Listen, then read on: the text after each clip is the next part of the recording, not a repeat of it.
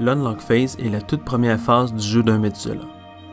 Lors de cette phase préparatoire, il est obligatoire de débuter en unlockant toutes les cartes lockées précédemment, même les vampires en torpeur.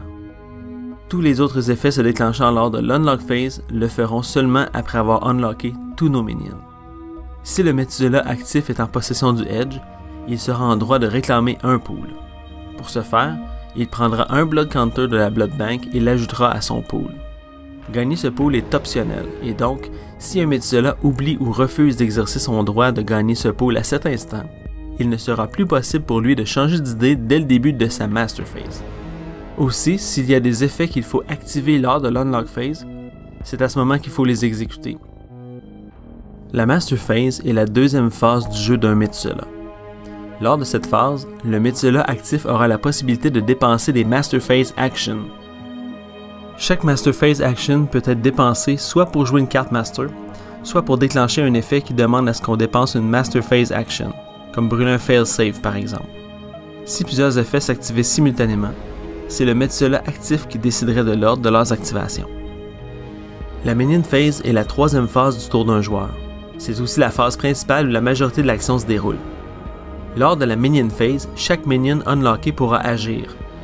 Comme action, un Minion peut soit bleeder sa proie, hunter ou jouer une carte d'action de sa main. Si un vampire se retrouve à la fois unlocké et sans blood à n'importe quel moment de la Minion Phase, il devra obligatoirement aller hunter en priorité, c'est-à-dire avant toutes les autres actions.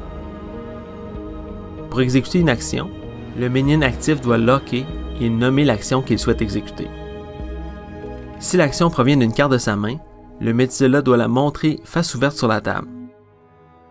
Ces actions peuvent être des cartes d'action, des Recruit Actions, des Employ Actions, des Political Actions et des Equip Actions. Pour qu'une carte soit jouable par un minion, toutes les conditions requises doivent être respectées par celui-ci. Par exemple, une carte peut demander la maîtrise d'une discipline en particulier, d'être membre d'un clan précis, de détenir un titre, ou encore de faire partie d'une telle ou telle secte. Une fois déclarées, les minions adverses pourront tenter de bloquer l'action. Qu'elle soit bloquée ou non, chaque action doit être complètement résolue avant de passer à la prochaine tentative. Si par l'effet d'une carte, un minion parvient à s'unlocker, il lui sera permis de tenter une action supplémentaire tant qu'elle respecte les limites imposées par la règle du No Repeat Action, qui est la suivante.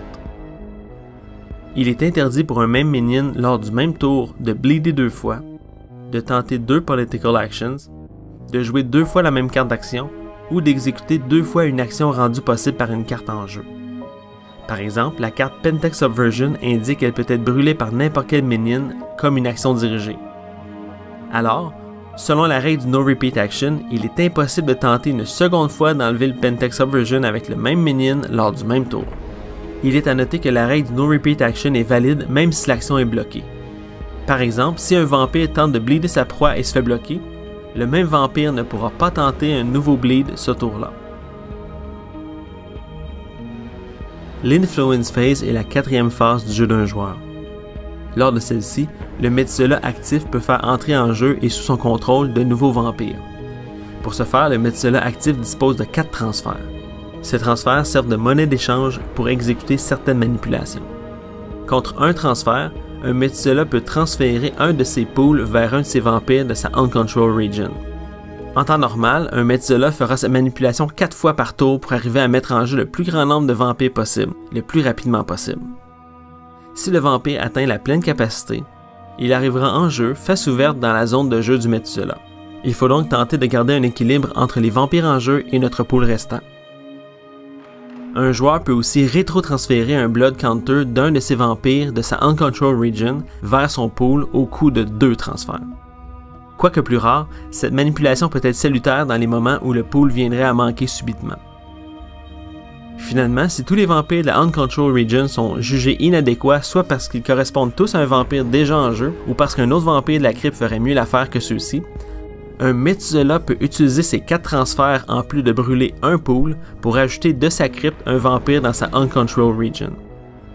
Le vampire ainsi ajouté le fera face cachée, mais pourra être secrètement consulté immédiatement. Les transferts qui ne sont pas utilisés lors de cette phase ne pourront pas être réservés pour le tour suivant. La Discard Phase est la 5e et dernière phase du tour d'un joueur. À la discard phase, le Methuselah actif reçoit une discard phase action. Le joueur actif peut utiliser une discard phase action soit pour défausser une carte de sa main et la remplacer immédiatement, soit pour mettre en jeu une carte event de sa main. Les discard phase actions qui ne sont pas utilisées à la fin du tour ne pourront pas être réservées pour le tour suivant.